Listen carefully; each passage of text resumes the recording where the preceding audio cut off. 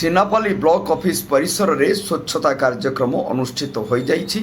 ନୂଆପଡ଼ା ସିନାପାଲି ବ୍ଲକର ନୂଆପଡ଼ା ଜିଲ୍ଲାପାଳ ଜିଲ୍ଲାକୁ ସ୍ୱଚ୍ଛତା ଓ ପ୍ଲାଷ୍ଟିକ ମୁକ୍ତ ଜିଲ୍ଲା କରିବାକୁ ଅଣ୍ଟା ଭିଡ଼ିଥିବା ବେଳେ ଆଜି ସିନାପାଲି ବ୍ଲକ ପରିସରରେ ସ୍ୱଚ୍ଛତା ପ୍ଲାଷ୍ଟିକ ମୁକ୍ତ ଅଭିଯାନ କାର୍ଯ୍ୟକ୍ରମ ଅନୁଷ୍ଠିତ ହୋଇଛି।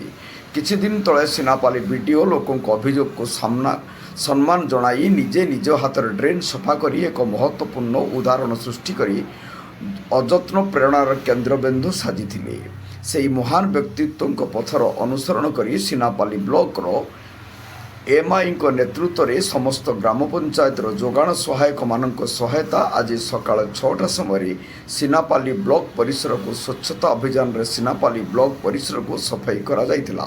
ଏହି କାର୍ଯ୍ୟକ୍ରମରେ ସିନାପାଲି एएमआई वीडियो कर्मी ओराम सुनील कुमार सामल हरेकृष्ण नायक ओम प्रकाश माझी घनश्याम मेहर बुद्धदेव मेहर मनीष पटेल छबिलाल दंडसेना नीलमणि दंडसेना केदार नियाल समेत बहु व्यक्ति यह स्वच्छता अभियान रे सामिल होइथिले।